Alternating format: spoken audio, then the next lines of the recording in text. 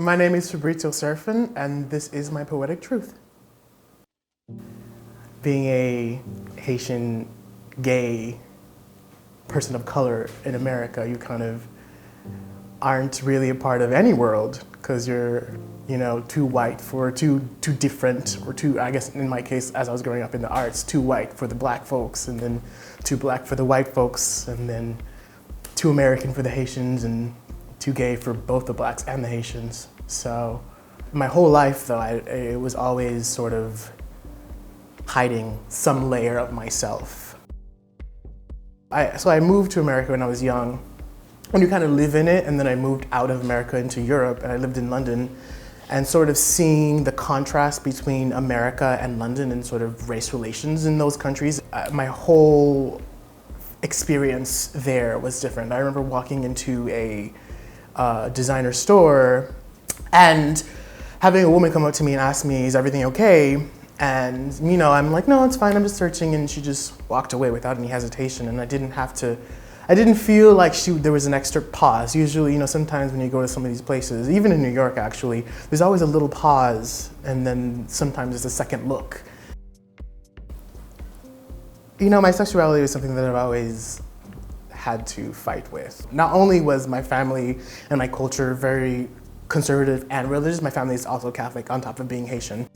I actually was very religious. I read the Bible quite often, and I felt a lot of shame. I remember I used to pray to make the gay go away, and I got to really bad to a point where, I was very suicidal. As a way of defiance, I kind of geared towards the arts and sort of left sort of the academic world, not behind, but kind of put it on the shelf just to continue dance.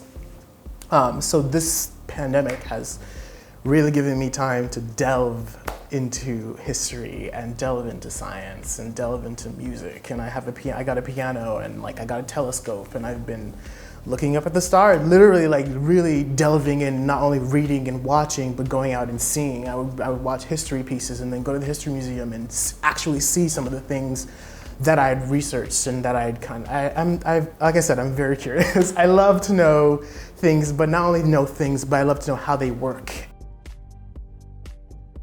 There's definitely a stigma in the gay world towards black people and towards minorities.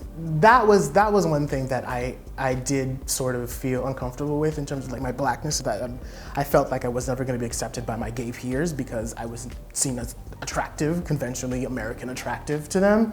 And so when I went over, I didn't feel like a fetish. I didn't feel like anything. I just felt like a person.